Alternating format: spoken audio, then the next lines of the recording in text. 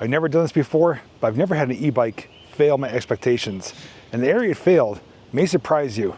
Continue watching to find out the truth about this e-bike. Can your e-bike do this? Are you wondering what I'm recording on? Well, I encourage you to stick around to learn more about this awesome e-bike. I absolutely love when companies listen to feedback. Back in 2024, I had the opportunity to review the first generation A8 Dual Motor e-bike. And although it was an impressive machine, there were a few things I wasn't happy about, such as no USB port, troublesome suspension, and the lack of a remote locking system. But Aniioki listened. They took what was already a good product and made it even better with some never before seen features added for 2025. This is the upgraded A8 Dual Motor e-bike.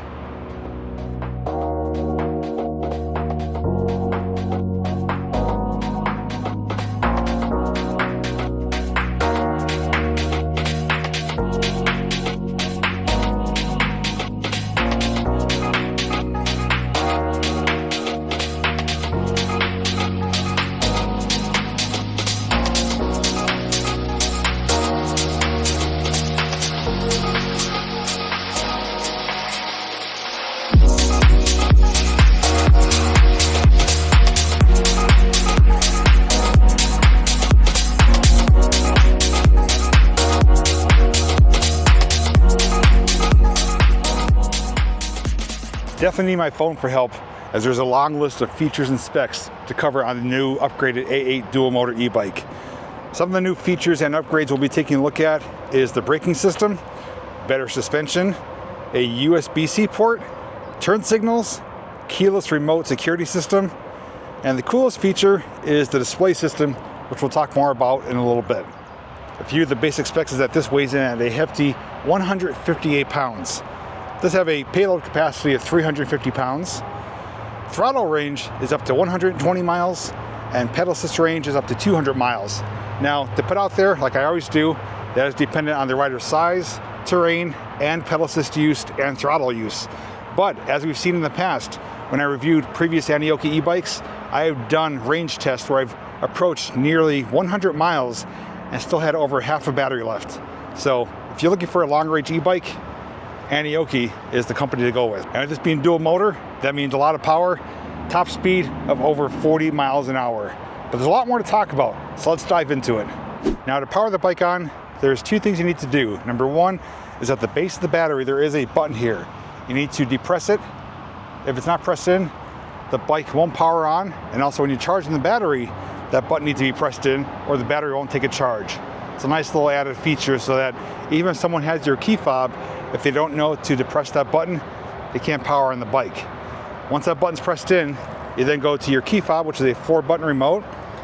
The top button is unlock, second button is lock, third button is a panic feature, and the fourth button, which looks like a lightning bolt, is the power on button. So you're gonna give that a quick double press, and I want you to listen because the screen's gonna talk to us. It chirps. Hello, Aniioki. Hello, Aniioki. Nice little greeting message there. Now, when you're ready to power the bike off, you have two options. You can either just come over, depress the button once again. When the button's out, it takes away power. The bike will shut off automatically within a few seconds. If you want to go back to the remote, keep the button pressed in. So if you're going to be getting off just really quick, you can either hit the unlock or lock button and it will power off the bike. I'll demonstrate that for you right now with the lock button. Double press, it's locked. And now, with it being locked, if someone does try to take the bike or move it,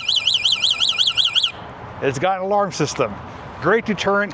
That is one thing that's absolutely missing on the first generation A8 Dual Motor e-bike was this key fob and security system. With that bike, pretty much anyone could just power it on and go unless you set a password. But this battery has that button and a remote, so your bike is going to be safe and secure under most circumstances. One of the many included features is an electronic horn. Plenty loud to get people's attention. And everything you do see on this bike comes standard with it, including the mirrors, the cargo rack, fenders, even a combination chain lock. And there's two additional things I don't have with me, but it does come with an included bike helmet and a high-vis safety vest for nighttime riding. Now, starting off with the handlebar area, we do have a lot going on up here. Obviously, our mirrors. Below that is our see-through brake reservoirs. It's got some bluish fluid in there. It's great to be able to keep an eye on the level and just to see that it is working when you do depress the lever.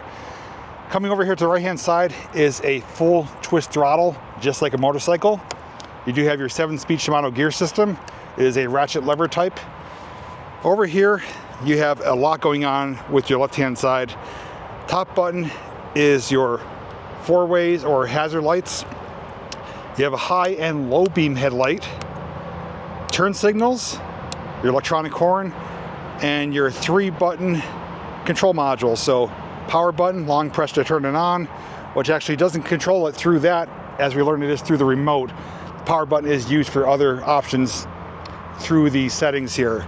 But once the bike is powered on, you can hit the power button to go through different settings. Plus and minus is for your pedal assist.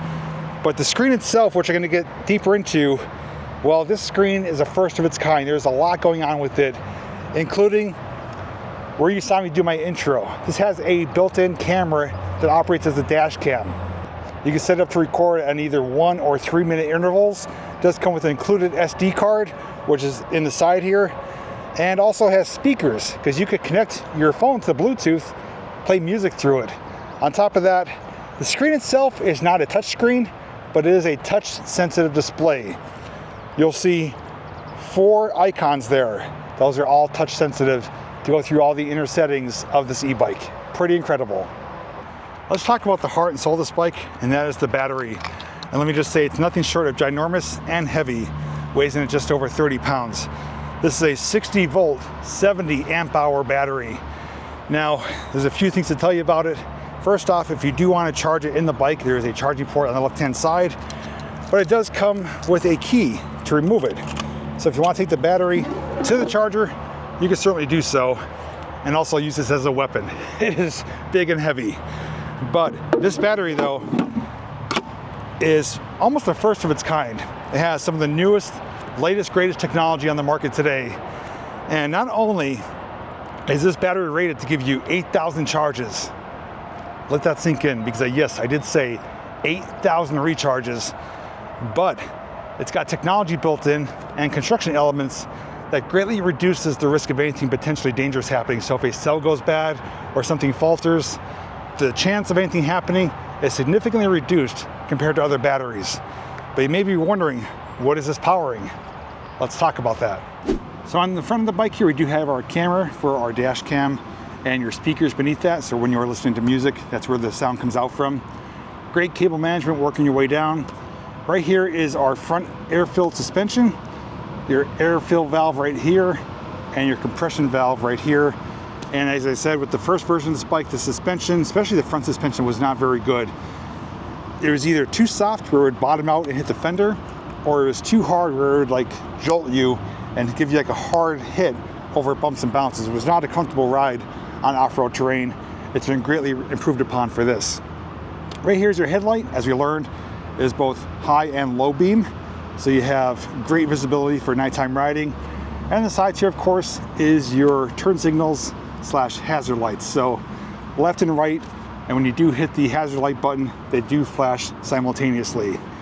As we come down lower now, we do have front fender, of course, aggressive 20x4 inch wide fat tires, and this massive, massive brake rotor. Right here is your brake caliper, but something new on this bike. It's not just one front brake system, but a second one. There's 2 rotors, 2 calipers, and a third on the back. This is triple hydraulic disc brake system on this bike. And let me tell you, it stops you just like that.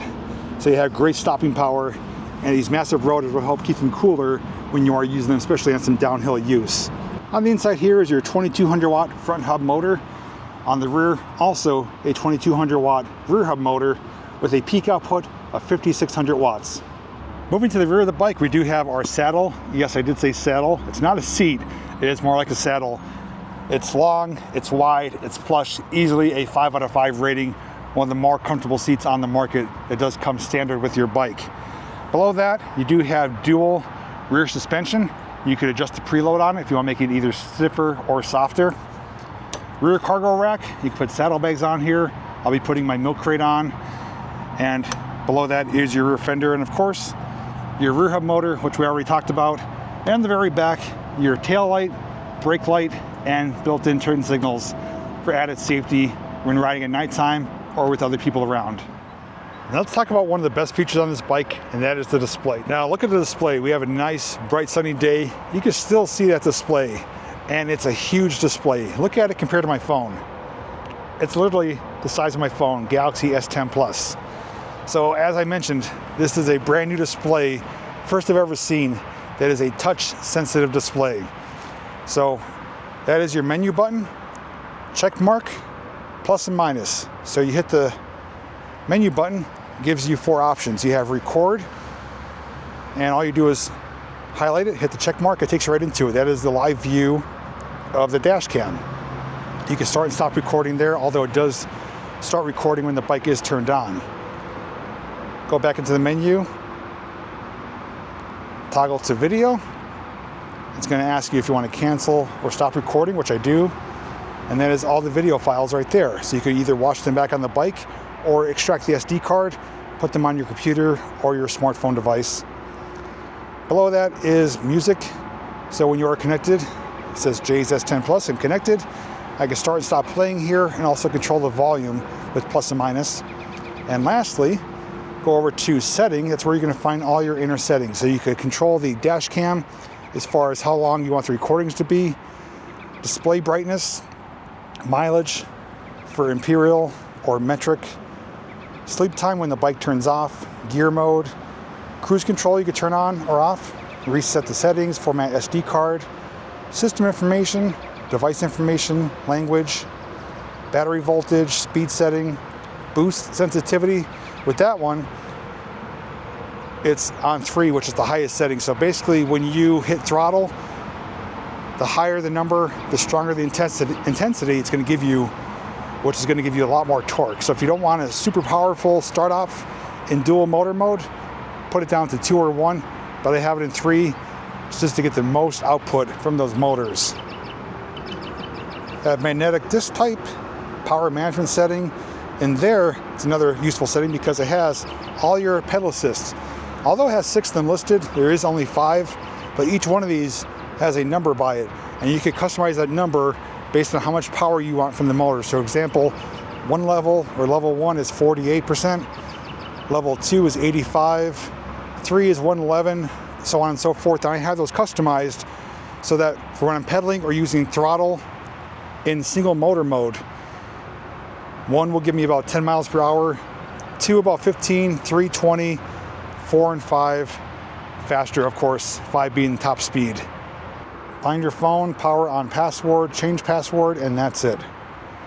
Now with this being a dual motor e-bike, icon right there, no matter which display you're on, it does change with the display mode, so different colors.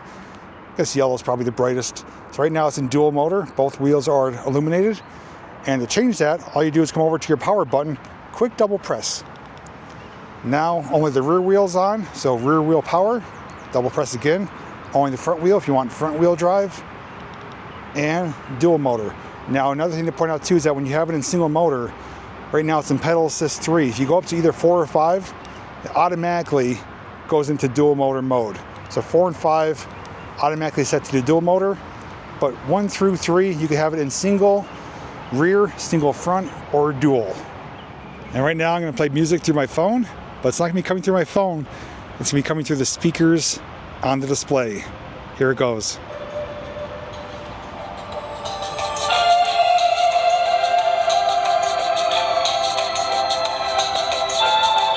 Now I will say the speakers don't sound the greatest. They sound slightly muffled, but it is still clear enough to be able to hear the music, even if you were listening to a podcast or something.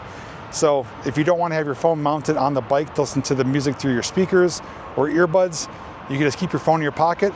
As long as it's connected through Bluetooth, you can listen to it through the onboard speakers. I wasn't kidding when I said that we have a long list of features and specs to talk about. This bike is pretty remarkable, at least on paper, but how does it ride? We're going to find that out in just a moment. I do want to share with you though, As fantastic as this bike is, with all the included features and accessories and everything that comes with it, it's not perfect. There is one flaw I did come across, and I'm going to talk about that. Not only going to share with you what that flaw is, but how it can be rectified as well. So stay tuned for that. But right now, let's gear up, take it for a ride, see how it performs. Now you may be wondering, what's the torque and power like? Well, right now, I have it in pedal assist 5, dual motor, and I'm just going to punch the throttle and you'll see what it does. It's not the greatest trail for opening up, so we're just going to take it slow and easy. Pretty much using throttle right now. I am in pedal assist 2 in dual motor. And with these fat tires and having dual motor all-wheel drive, you certainly drive this in the sand, the snow, soft material, or even on the roads. And if you want to give it some power, twist the throttle just like a motorcycle. Off-road use like this, you're best using the throttle unless it's a pretty flat manicured trail. But of course, if you do want to pedal, get some exercise, you certainly can do so. It's in rough terrain here, so it's going to feather the throttle. Dual motor, I'm not spinning out at all. Plenty of traction. Aggressive tires give you a lot of meat and grip. Even through a little bit of water here and some mud. And this is going to be the ultimate hill climber. If you live in a hilly environment, whether it be for off-road fun or for leisure riding in the city, there's almost no hill that this bike can't conquer. Especially when you're in dual motor and pedal assist 4 or 5, this thing is a literal beast. And I actually nicknamed this bike Hulk, like Incredible Hulk. Not only for the color, but for the strength and power. Now, if you want to get a little bit more speed, I could put in pedal assist 4, still maintain a nice slow speed with the throttle. But then if I really want to open it up at any point, all I do is basically just hit the throttle and away you go. It is so fun. So much power and torque. But again, you can turn down the sensitivity if it feels too much for you. But me, I like the power and torque. Especially if you suddenly come upon some difficult terrain or a steep hill, it is going to basically have the power at your fingertips without having to worry about it. Really rough rocks right here. But I have to say, this suspension is working flawlessly. The other bike, I'd be bottoming out. The front and rear suspension is such a nice cushy ride, especially with this big saddle of a seat. And this riding position is my favorite, most comfortable position of all the e-bikes I've ever reviewed, where you're basically sitting straight up, you're not hunched over, you're not putting a lot of weight and pressure on your hands. It's a nice, comfortable, almost like a beach cruiser vibe or feel to it. And display, you can adjust, but keep in mind when you do adjust the angle of the display, you are adjusting the angle of the camera. So keep in mind that if you want to basically have a lower or higher view, you want to go into video mode on the camera and line it up first, and then you could lock your display in place, but it is fully adjustable up or down, dimmer or brighter. And the other thing to point out too, which you're probably able to tell through camera, but you maybe weren't paying attention, is that these motors are the quietest motors ever on an e-bike. There's almost zero sound or decibels coming from them.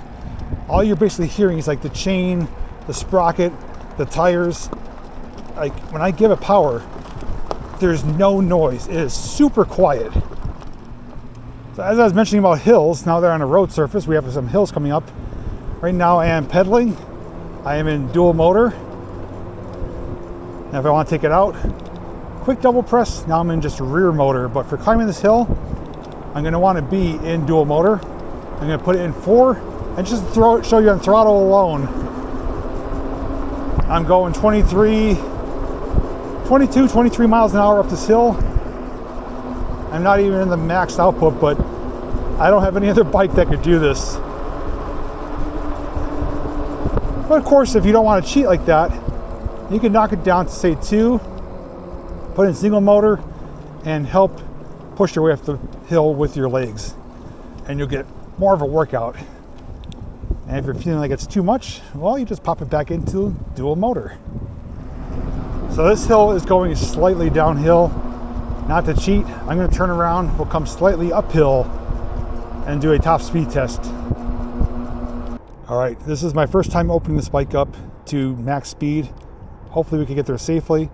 Battery is for the most part fully charged. It's showing all the bars, although we did do some riding and some testing. Pedal assist 5, it's obviously in dual motor. Throttle only. Keep in mind we're going slightly uphill on 511, around 235 pounds, and we'll see what it does.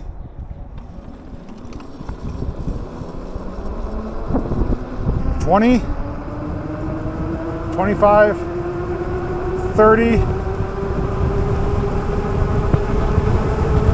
35,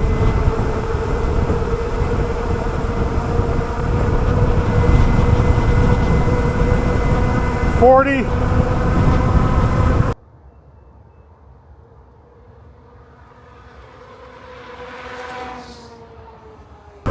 41, and there is the brakes. Whew, that was fast. We got up to 41 miles an hour going uphill, and wow, what a rush. That's all I could say. Back on the trail now, and it just proves you could go from trail to street to flat to hill. Doesn't really take much effort or change at all on your part. Just basically sit back, hold on, and enjoy the ride.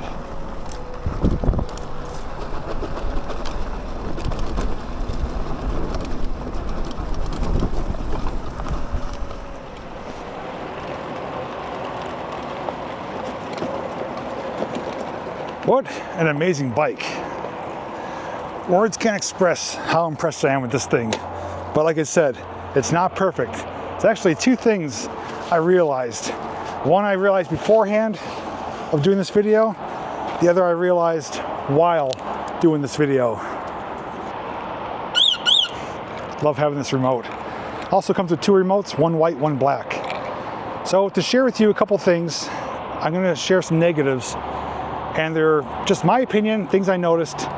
One is more of a downside than the other. First one is that it's a heavy bike. 158 pounds, this is not gonna be for everyone. If you're a smaller, shorter, or say even weaker person, you're not gonna be able to handle a bike like this as easily as a regular e-bike that weighs 60 to 70 pounds or even lighter. Keep in mind, if you're gonna be transporting this like I do on a bike rack, well, you have to lift up the weight. Obviously, take out the battery, that'll save you 30 some pounds there. It's still around 120 pounds of a bike. So if you are a taller, stronger individual, or if you have a ramp or aren't gonna be transporting it much, won't be much of an issue. But if you're out trail riding and you're shorter, even with the seat down, you know, the bike leans, you have to hold that weight up or else it could get away from you. So it's a heavier bike.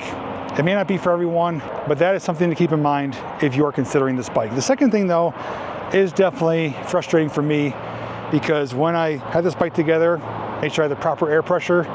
Well, back tire was no problem. Easily get to the tire valve. Well, the front tire, having dual rotors the size that they are, and as many spokes as that rim has, it is really troublesome and difficult to get your fingers in there, to get your fingers on the valve stem cap, and to get a gauge on there to check the air pressure or even add air. I couldn't believe how difficult it was. It should have been a super quick process, and the closeness of the spokes, although it adds for structural integrity of that wheel, it leaves little to no room. I mean, I have, you know, somewhat bigger hand, bigger fingers, and I had difficulty getting the air gauge on there at the right angle. There's just little to no room. So unless you have something that's going to be specifically designed for tight spaces like that, you may run into some trouble. But one thing that can be done to alleviate that problem, and I'm speaking to you, Aniioki, is on these dual rotor bikes where there's very little room, if you could put a tube in that has a 90-degree angle where it's coming out to the side, that would alleviate the problem. It would make it so much easier. I'm dreading, if I ever get a flat tire, having to change it out, because I know how difficult it was just to put air in this thing, never mind having to do a full tube swap. So That is the only major negative flaw I came across. The weight is just something that is going to be particular or dependent on each individual basis. For me, it's not an issue at all. But aside from that, this thing is, I'm almost at a loss of words how incredible it is. It has more things than I ever thought a bike could have. And I'm so happy though that they listened to not only me, but other reviewers out there saying the bike needs this. You should have not taken away that. Namely, the USB port, charging port. So now you can charge your phone as you're riding. It's got the key fob for locking, unlocking the bike, powering it on and off. You have an upgraded battery, better suspension. You have turn signals, hazard lights. I mean, it's almost the perfect bike, in my opinion. Not geared or suited for everyone, but if you're someone who, is seeking adventure, wants to do long distance trips, wants to tow a trailer or carry a lot of cargo, this bike is going to handle it. I will say Aniioki is probably the leader in long distance range bikes. It's not just hype or talk to get sales saying, oh, our bikes could do this. It's been proven and tested that they could do what they estimate. Of course, there are limitations. If you were to operate this on pedal assist 5 and dual motor, throttle only the whole entire time, you're not going to see those numbers. But if you operate this under normal standards and capacity of pedaling along with it, single motor, and not using throttle more than 50% of the time, you will indeed see those numbers of over 100 up to 200 miles of range. So it's all depending on how you operate it as to what you're going to get out of it. But just like a car, if you are going down the highway going 120 miles an hour, you're going to get far less gas mileage than if you were doing the speed limit. So same thing with a powered e-bike.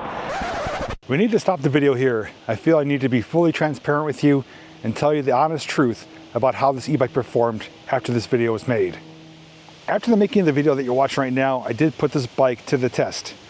My friend Jake, who actually owns the 2024 version of this actual bike, the one I reviewed, went out on a lengthy journey. We were going to do roughly 70 to 75 miles round trip on a rail trail, which means it's going to be a mostly flat surface, easy terrain, and we knew that we wanted to pedal most of the way to get the most out of our bikes. Now, having reviewed 3 previous bikes by Aniioki, I hold them to a certain standard. They're, to me, the best company for long-range bikes. The 3 previous models have exceeded my expectations, with the single motor version of this bike giving me over 80 miles with still having half a battery left. So I went into this knowing that these bikes are capable of ultra long range. Advertised to do 100 miles on throttle, up to 200 on pedal assist. Doing 70-75 miles should be a breeze for this bike. Well, the main difference between his bike and mine is that his shows battery percentage, mine only shows battery bars. After about 50 miles, Jake's bike showed around 63%. I was down to 1 battery bar. Now that leaves me with a lot of unknowns. Is the gauge inaccurate? Is the battery truly that low? How much is actually left with 1 bar remaining? Well, I went forward thinking this bike is still going to do it because we pedaled 95% of that trip. We only used 5% of either dual motor and or throttle for certain situations that it did require it. We did pedal 95% of the time on single motor only, giving us the most range out of this bike.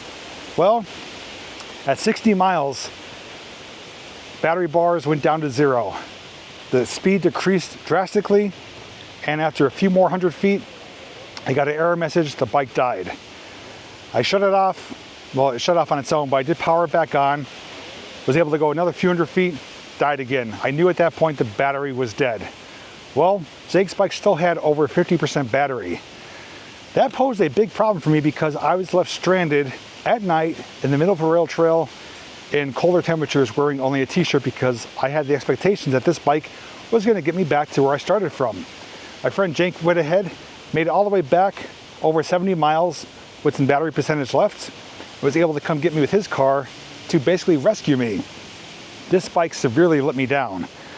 And I was disappointed, frustrated, and had a lot of questions. So first thing I did was reach out to Aniioki to tell them about the situation. After emailing back and forth and actually sending them video footage of me testing the battery voltage of the battery because I thought the battery was bad, they did give me a response as to what happened. I'm going to read that for you right now. This is from Aniioki themselves, word for word, saying the reason the range on the 2025 model isn't as long as the 2024 version is primarily due to two factors. First one is increased weight of the 2025 e-bike. This one is a bit heavier than the previous model. The second is a higher current output from the new controller, which delivers more torque, more power, and draws more energy from the battery, thus naturally reducing the overall range on the bike. So I did tell them, if that is indeed true, you need to adjust the range on the website. This is nowhere capable of doing 100 to 200 miles when it didn't even do more than 60 miles with me pedaling on a rail trail, relatively flat terrain. Am I disappointed? Absolutely. The three previous models, like I said, exceeded my expectations, and realistically this bike should have went at least twice that range, but it didn't. It left me stranded at night on a rail trail, not in a good situation. With that being said though, this bike is very capable of a 50-mile ride, pedaling and or throttle. If you're going throttle only, probably less than that. If you're pedaling only and you're a lighter rider, you may get a little bit more than 60 miles. But realistically, this bike's not going to reach 100 miles. I still think Aniioki is the go-to company for long-range bikes, just not with this particular model of the A8 Dual Motor upgraded version for 2025. If you go with the 2024 version, or the single motor A8, or even the AQ177 Pro Max, those bikes have performed flawlessly. I had zero complaints with those bikes. They could go further than this bike. With that being said, this bike is still phenomenal given the range that it could do. It has every feature I'd ever want on an e-bike. It's powerful, it's fast, it's comfortable, and up until the point the battery died, it performed great for me. I loved riding it, had a great time on it, and all the added features I've never seen before really helped bring this bike together, like the dash cam, the speakers, the front and back turn signals, has everything plus some, including that charging port for the USB cable. So I can't knock the bike too bad, but there's no way I could put out a video saying this bike is going to do something if I couldn't even do it for myself. So if you do consider the range and don't plan on going more than 50 miles and want a bike loaded with features, including that alarm system, which I love the most, when you could just power it on with a remote and it talks to you. Hello, Aniioki. And then you can lock it up and have peace of mind that you can walk away from your bike even if you don't decide to chain it up somewhere. You can lock it. It's going to give you a little bit of extra security and peace of mind. I felt it was my duty to jump in here and add this part of the video because, again, I don't want to put out something that's misleading or not entirely true. I never had to do this before, but this is truly the first time a bike severely failed my expectations. Do I still like the bike? Absolutely. Do I wish it could go further? Absolutely. Is it a bad bike? No way. It just has its limitations. If you know what they are, use it where it's recommended. You'll be extremely happy with it. If you get it hoping it can do something it can't, you'll be disappointed like I am. Now that I know what it could do, I can use it within its expected range, I'll be really happy with it. Now hopefully by the end of this video, you know whether the Aniioki A8 Dual Motor upgraded version for 2025 is indeed the bike for you. Now back to the regular video. Anyways, huge thanks to Aniioki for allowing me to review the upgraded A8 Dual Motor version, what I'm calling Incredible Hulk, or Hulk for short. Now with the world that we live in currently as we're making this video, we know that tariffs are being implemented. That's obviously going to increase the price of this and nearly every e-bike out there. But Aniioki does occasionally run sales, whether it be for spring, Father's Day, Christmas. So check their website, check the provided link down below for the latest pricing, as the price will fluctuate according to the market. Also, if you want to compare this to the other Aniioki e-bike models I have reviewed, there will be a playlist down below as well. Lastly, thanks for taking the time to watch my review on the Incredible Hulk, the upgraded A8 Dual Motor version e-bike by Aniioki. Safe riding everyone, and as always, we'll see you in the next video.